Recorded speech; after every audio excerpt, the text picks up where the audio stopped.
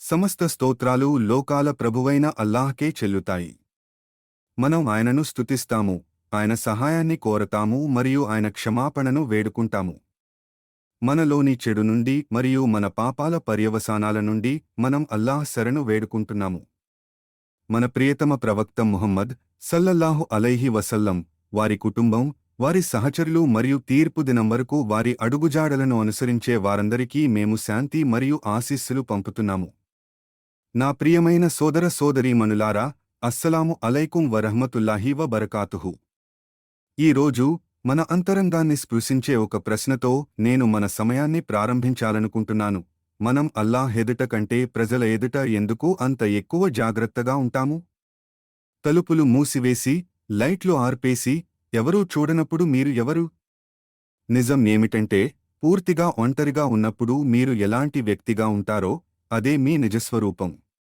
మన ఆధునిక కాలంలోని అతిపెద్ద ఆధ్యాత్మిక సవాళ్లలో ఒకటి ఏమిటంటే, మనం సృష్టికర్త ఖాలిక్ తీర్పు కంటే సృష్టి మఖ్లూక్ తీర్పుకు ఎక్కువ భయపడే తరంగా మారాము. మనం ప్రజల ముందు చాలా జాగ్రత్తగా ఉంటాము, కానీ అల్లాహ్ ముందు అజాగ్రత్తగా ఉంటాము. సమాజం ఏమనుకుంటుందో అని మనం ఆందోళన చెందుతాము, కానీ అల్లాహ్ ఏమనుకుంటున్నాడో అని చాలా అరుదుగా ఆలోచిస్తాము. సోషల్ మీడియాలో ఫాలోవర్స్ లేదా లైక్స్ కోల్పోతామని మనం భయపడతాము, కానీ అల్లాహ్ ప్రసన్నతను కోల్పోతామని మనం భయపడము. మనం మానవ విమర్శలకు భయపడతాము, కానీ విశ్వప్రభువు ముందు మన అంతిమ జవాబుదారీతనాన్ని మర్చిపోతాము. సర్వదర్శి అయిన సృష్టికర్త, అన్నిటినీ చూసే ఖాలిక్. మరియు ఇది, నా సోదర సోదరీమణులారా, ప్రమాదకరమైన మార్గం. ప్రజలు మీ బాహ్యాన్ని మాత్రమే చూడగలరు, మీరు వారికి చూపించే దాన్ని మాత్రమే వారు చూస్తారు. కానీ అల్లాహ్ సమస్తాన్ని చూస్తాడు.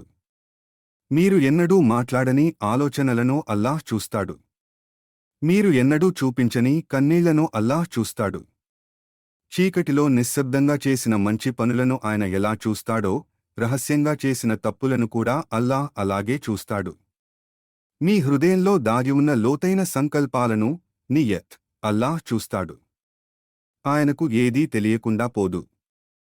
సూరా అన్నిసా ఆయత్ 1లో అల్లాహ్ మనకు చాలా అందంగా గుర్తుచేసినట్లు, నిశ్చయంగా అల్లాహ్ మీపై నిరంతరం నిఘా ఉంచేవాడు.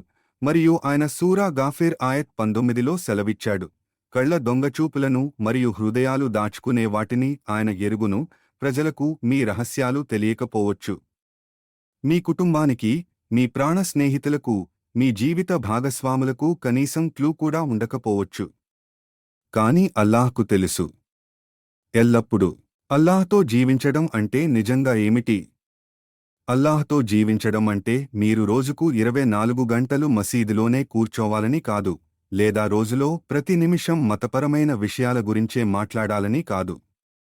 అల్లాహ్తో జీవించడం అంటే మీరు ఎక్కడ ఉన్నా ఆయన మీతోనే ఉన్నారనే సజీవమైన, అందమైన అవగాహనతో జీవితంలో ముందడుగు వేయడం. ఆయన మీతో ఇంట్లో, పనిలో, పాఠశాలలో మరియు మీ వ్యాపార లావాదేవీలలో ఉన్నారు. ఆయన మీ వైవాహిక జీవితంలో, మీ ఫోన్లో మరియు మీరు ఇంటర్నెట్ బ్రౌజ్ చేస్తున్నప్పుడు కూడా ఉన్నారు. అల్లాహ్తో జీవించడం అంటే ప్రతి పనికి ముందు, మాట్లాడే ముందు, ఆన్లైన్లో పోస్ట్ చేసే ముందు, కొనే ముందు, అమ్మే ముందు మరియు జీవితాన్ని మార్చే నిర్ణయం తీసుకునే ముందు ఆగి మిమ్మల్ని మీరు ఒక సువర్ణ ప్రశ్న అడగడం. దీనివల్ల అల్లాహ్ సంతోషిస్తాడా? ప్రతి పనికి ముందు మనల్ని మనం ఈ ఒక్క ప్రశ్న అడిగితే మన జీవితాలు ఎంతగా మారిపోతాయో ఒక్కసారి ఊహించండి. ఎన్నో రహస్య పాపాలు క్షణంలో మాయమైపోతాయి. ఎన్నో గొడవలు ప్రారంభం కాకముందే ముగిసిపోతాయి. ఎన్నో హృదయాలు రక్షించబడతాయి, కుటుంబాలు కోలుకుంటాయి మరియు దాగి ఉన్న అన్యాయాలు ఆగిపోతాయి. ఇహ్సాన్ యొక్క అందం. ఇది మనల్ని ఇహ్సాన్ అనే అందమైన భావన వైపు నడిపిస్తుంది. ఒకరోజు జిబ్రీల్ అలైహిస్సలాం దేవదూత ప్రవక్త ముహమ్మద్ సల్లల్లాహు అలైహి వసల్లం వద్దకు వచ్చి ఒక లోతైన ప్రశ్న అడిగారు. ఇహ్సాన్ అంటే ఏమిటి? ప్రవక్త ముహమ్మద్ సల్లల్లాహు అలైహి వసల్లం మన హృదయాలలో ముద్రించుకోవలసిన మాటలతో ఇలా సమాధానమిచ్చారు: నీవు అల్లాహ్ను చూస్తున్నట్లుగా ఆయనను ఆరాధించడం, ఒకవేళ నీవు ఆయనను చూడలేకపోతే ఆయన నిన్ను చూస్తున్నాడని గ్రహించడం. ఎంత అద్భుతమైన నిర్వచనం! మీరు ప్రస్తుతం అల్లాహ్ను మీ భౌతిక కళ్లతో చూడకపోవచ్చు, కాని ఆయన నిన్ను సంపూర్ణంగా చూస్తున్నాడు. మీరు క్షణకాలం అల్లాహ్ను మర్చిపోవచ్చు, కాని అల్లాహ్ మిమ్మల్ని ఎన్నడూ మరువడు. ఇదే ఈసాన్. ఇది నిజమైన, ఉన్నతమైన దైవచింతన, తఖ్వా, మరియు ఇది ప్రతి విశ్వాసీ, మోమిన్, సాధించడానికి ప్రయత్నించవలసిన విశ్వాస స్థాయి. ప్రతి వ్యాపార యజమాని కస్టమర్ నుండి ఎక్కువ ధర వసూలు చేసే ముందు దీనిని గుర్తుంచుకుంటే ఎలా ఉంటుందో ఊహించండి. ప్రతి భర్త తన భార్యను కఠినమైన మాటలతో బాధించే ముందు, లేదా ప్రతి భార్య తన భర్తతో అన్యాయంగా మాట్లాడే ముందు దీనిని గుర్తుంచుకుంటే ఎలా ఉంటుందో ఊహించండి. ప్రతి యజమాని కార్మికుడిని శ్రమదోపిడీ చేసే ముందు, లేదా ప్రతి బిడ్డ తన తల్లిదండ్రుల పట్ల అగౌరవం చూపించే ముందు దీనిని గుర్తుంచుకుంటే ఎలా ఉంటుందో ఊహించండి. మన ప్రపంచం ఎంత భిన్నంగా, ఎంత అందంగా ఉంటుందో కదా. జనాన్ని మెప్పించే ఉచ్చు నుండి బయటపడటం. నా ప్రియమైన సోదర సోదరీమణులారా, శైతాన్ యొక్క అత్యంత తెలివైన ఉచ్చులలో ఒకటి ఏమిటంటే మనల్ని ప్రజల అభిప్రాయాల పట్ల పిచ్చిగా మార్చడం. మనం ప్రజల కోసం దుస్తులు ధరిస్తాము, ప్రజల కోసం మాట్లాడతాము, ప్రజల కోసం మన వ్యక్తిత్వాన్ని మార్చుకుంటాము మరియు వారి ఆమోదం కోసం పరితపిస్తాము. అయినప్పటికీ విరుద్ధమైన నిజం ఏమిటంటే ఆ ప్రజలలో ఒక్కరు కూడా అల్లాహ్ అనుమతి లేకుండా మనకు అణువంతైన మేలు లేదా కీడు చేయలేరు. నిజమైన గౌరవం, ప్రతిష్ఠ మరియు విజయం అల్లాహ్ నుండి మాత్రమే లభిస్తాయని ఖురాన్ మనకు పదే పదే బోధిస్తుంది. ఇది సామాజిక హోదా, జనాదరణ, సంపద లేదా బిరుదుల నుండి రాదు. ఒక నిజమైన విశ్వాసీ ఈ శక్తివంతమైన సమీకరణాన్ని అర్థం చేసుకుంటాడు. అల్లాహ్ నా పట్ల సంతోషంగా ఉంటే ఈ ప్రపంచం యొక్క ప్రతికూల అభిప్రాయాలు నాకు పట్టింపు లేదు.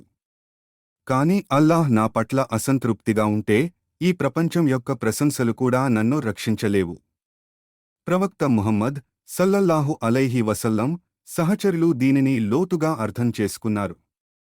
వారు అన్నిటికంటే అల్లాహ్ ప్రసన్నతను కోరుకున్నారు, అందుకే అల్లాహ్ వారిని ఉన్నత స్థాయికి చేర్చాడు. రహస్య పాపాల ప్రమాదం. మనం జాగ్రత్తగా ఉండాలి, ఎందుకంటే చాలామంది ప్రజలు బహిరంగంగా పెద్ద పాపాలను నివారించడంలో నిపుణులు, కాని వారు ఒంటరిగా ఉన్న క్షణంలో వాటిలో హాయిగా మునిగిపోతారు. కళ్ళు వారిపై ఉన్నప్పుడు వారు చాలా అందంగా ప్రవర్తిస్తారు. జనం గది విడిచి వెళ్ళినప్పుడు వారి క్యారెక్టర్ కూడా వారితో పాటు వెళ్ళిపోతుంది. ప్రవక్త ముహమ్మద్ సల్లల్లాహు అలైహి వసల్లం దీని గురించి మనకు ఒక దిగ్భ్రాంతికరమైన హెచ్చరికను ఇచ్చారు. తీర్పు దినాన ఖియామత్, తిహామా తెల్లని పర్వతాలంతా భారీ పుణ్యాల పర్వతాలతో వచ్చే ప్రజల గురించి ఆయన మాట్లాడారు. కాని అల్లాహ్ ఆ పనులను చెల్లాచెదరైన ధూళిగా మారుస్తాడు. ఎందుకు? ఎందుకంటే వారు ఒంటరిగా ఉన్నప్పుడు ఎలాంటి శ్రద్ధ లేకుండా అల్లాహ్ యొక్క పవిత్ర సరిహద్దులను ఉల్లంఘించారు. వారు సృష్టికర్త చూపు కంటే సృష్టి చూపును ఎక్కువ గౌరవించారు. నా సోదర సోదరీమణులారా, మన జీవితంలో అల్లాహ్ను అత్యంత తక్కువ ప్రాధాన్యత కలిగిన పరిశీలకుడిగా ఎన్నడూ మార్చవద్దు. ఒక సెక్యూరిటీ కెమెరా ఉనికి మీ ప్రవర్తనను మార్చగలిగితే అల్లాహ్ జ్ఞానం ఏ సాంకేతికత కంటే అనంతమైనదని గుర్తుంచుకోండి.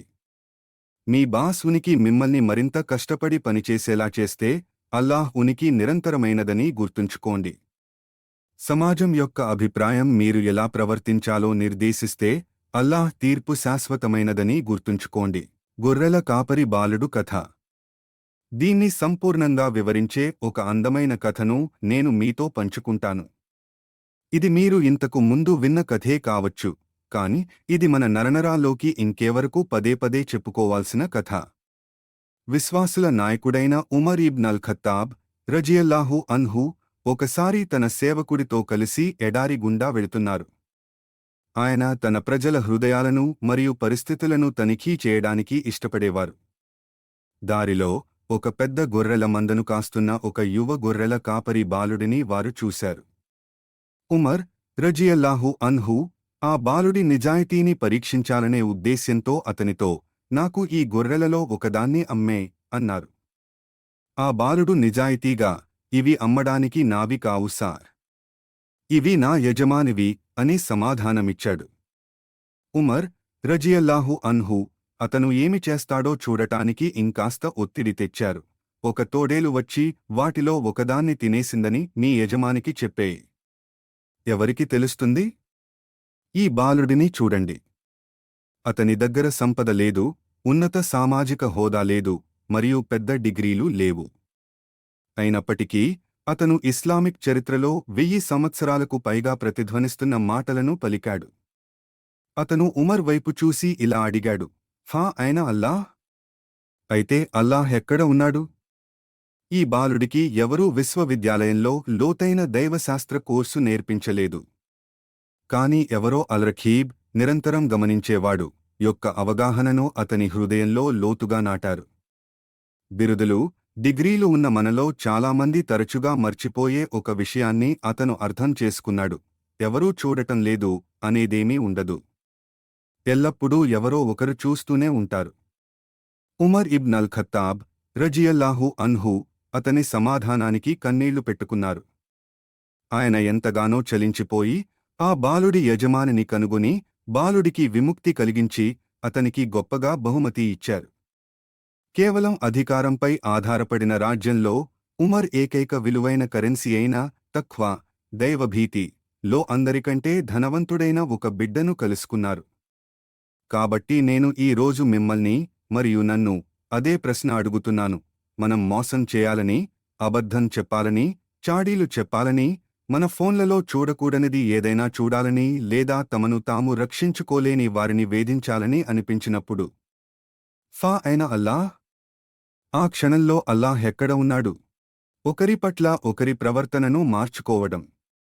ఈ అవగాహన ద్వారానే మన సంబంధాలు మరియు మన సమాజం నయం అవుతాయి. మనుషుల మధ్య జరిగే చాలా పాపాలు: వెన్నుపోటు పొడవడం, గీబత్, మోసం చేయడం, మొరటుతనం, విచ్ఛిన్నమైన వాగ్దానాలు మరియు అధికార దుర్వినియోగం జనం ముందు స్టేజీపై జరగవు. అవి చీకటిలో జరుగుతాయి. అవి ప్రైవేట్ మెసేజ్లలో, మూసి ఉన్న ఆఫీస్ తలుపుల వెనుక, తిరిగి పోరాడలేని కార్మికుడితో మీరు మాట్లాడే విధానంలో లేదా కుటుంబం చుట్టూ లేనప్పుడు మీ జీవిత భాగస్వామితో మీరు ప్రవర్తించే విధానంలో జరుగుతాయి. మీ ఏకైక నియంత్రణ మానవ కళ్ళు మాత్రమే అయితే ఆ కళ్ళు దూరమవ్వగానే మీ క్యారెక్టర్ కూడా మాయమైపోతుంది. కాని అల్లాహ్ మీ నియంత్రణ అయితే మీ మంచి ప్రవర్తన ఏ ప్రేక్షకులపైనా ఆధారపడదు. అది మీ సహజ స్వభావంగా మారిపోతుంది. ప్రవక్త ముహమ్మద్ సల్లల్లాహు అలైహి వసల్లం ఒక సార్వత్రిక ఆదేశాన్ని ఇచ్చారు: నువ్వు ఎక్కడ ఉన్నా అల్లాహ్కు భయపడు. మసీదులోనే కాదు, నువ్వు ఎక్కడ ఉన్నా ముందడుగు. ఆచరణాత్మక దశలు. ఈ రోజు మనం ఇక్కడి నుండి వెళ్లడానికి సిద్ధమవుతుండగా మన దైనందిన జీవితంలో తఖ్వా అనే ఈ అందమైన గుణాన్ని ఆచరణాత్మకంగా ఎలా పెంపొందించుకోవాలి? మనం కొన్ని సాధారణ దశలను పాటించడానికి కట్టుబడి ఉందాం. 1. ఆగి అడగండి. తదుపరిసారి మీరు ఒంటరిగా ఉన్నప్పుడు మరియు బహిరంగంగా చేయని పనిని చేయడానికి ప్రేరేపించబడినప్పుడు ఆగండి, ఊపిరి తీసుకోండి మరియు మిమ్మల్ని మీరు ఆ గొర్రెల కాపరి బాలుడి ప్రశ్న అడగండి: హా అయిన అల్లాహ్? 2. రాయు వారిని, దేవదూతలను గుర్తుంచుకోండి. మీ భుజాలపై ఉన్న దేవదూతలు కేవలం ఒక భావన మాత్రమే కాదని, వారు ప్రస్తుతం పూర్తి ఖచ్చితత్వంతో చురుకుగా రాస్తున్నారని మీకు మీరు గుర్తు చేసుకోండి. 3. బలహీనులతో మీ ప్రవర్తనను తనిఖీ చేయండి. మీపై ఎలాంటి అధికారం లేని వ్యక్తులతో, క్యాషియర్, క్లీనర్, మీ చిన్న తోబుట్టువులు లేదా ఆన్లైన్లో ఉన్న అపరిచితులతో అత్యంత గౌరవంగా ప్రవర్తించండి. బలహీనులను మీరు ఎలా చూస్తారనే దానిపై అల్లాహ్ చాలా శ్రద్ధ వహిస్తాడు. 4. ఈ దుఆను రోజువారీ అలవాటుగా చేసుకోండి. ప్రవక్త నేర్పిన ఈ అందమైన ప్రార్థనను మీ నాలుకపై ఉంచుకోండి: అల్లాహుమ్మ ఐన్నీ అలా జిక్రిక వ సుక్రిక వ హుస్నీ ఇబాదతిక్. ఓ అల్లా! బహిరంగంగా మరియు రహస్యంగా నిన్ను స్మరించుకోవడానికి, నీకు కృతజ్ఞతలు తెలపడానికి మరియు అత్యుత్తమ రీతిలో నిన్ను ఆరాధించడానికి నాకు సహాయం చేయి. నా ప్రియమైన సోదర సోదరీమణులారా, ప్రతి రహస్యం ప్రపంచానికి ప్రకటించబడే రోజు ఒకటి రాబోతోంది. సూరా అత్తారిక్ ఆయత్ 9లో అల్లాహ్ సెలవిచ్చినట్లు, రహస్యాలు బహిర్గతం చేయబడే రోజు. చీకటిలో చేసిన ఏదీ చీకటిలోనే ఉండిపోదు. ప్రతి కఠినమైన మాట, ప్రతి రహస్య నిజాయితీ లేని పని మరియు ప్రతి దాగి ఉన్న క్రూరత్వం బయట పెట్టబడతాయి. అల్లాహ్ చూస్తున్నాడని చివరకు గుర్తుంచుకోవడానికి మనం ఆ భారమైన రోజు వరకు వేచి ఉండవద్దు. ఈ రోజు, ఇప్పుడే మన హృదయాల నిశ్శబ్దంలో ఆయనను గుర్తుంచుకుందాం. ప్రజల అభిప్రాయాల భయం మాయమవనివ్వండి. అల్లాహ్ పట్ల అవగాహన పెరగనివ్వండి. మనం మెప్పించాలని ఆరాటపడే ప్రజలు ఆ రోజు మనల్ని రక్షించలేరు. కాని మనం తరచుగా మర్చిపోయే అల్లాహ్, మనం నిజాయితీగల హృదయంతో ఆయన వైపు తిరిగితే ఈ రోజే మనల్ని క్షమించడానికి సిద్ధంగా ఉన్నాడు. అల్లాహ్ మన హృదయాలను తఖ్వాతో నింపుగాక. అల్లాహ్ మనకు బహిరంగంగా మరియు రహస్యంగా సంపూర్ణ నిజాయితీని, ఇఖ్లాస్ ప్రసాదించుగాక. అల్లాహ్ మనల్ని కపటత్వం, మునాఫిఖత్ నుండి రక్షించుగాక మరియు ఎవరూ చూడనప్పుడు ఆయనను ప్రేమించే మరియు ఆయనకు భయపడే వారిలో మనల్ని చేర్చుగాక. ఆమీన్. మా కంటెంట్ మీకు నచ్చినట్లయితే దయచేసి లైక్, షేర్ మరియు సబ్స్క్రైబ్ చేయడం మర్చిపోకండి. మీరు ఇప్పటికే సబ్స్క్రైబ్ చేసినట్లయితే మీకు చాలా ధన్యవాదాలు. జజాకల్లాహు ఖైరన్. అస్సలాము అలైకుం వరహ్మతుల్లాహి వబరకాతుహ్.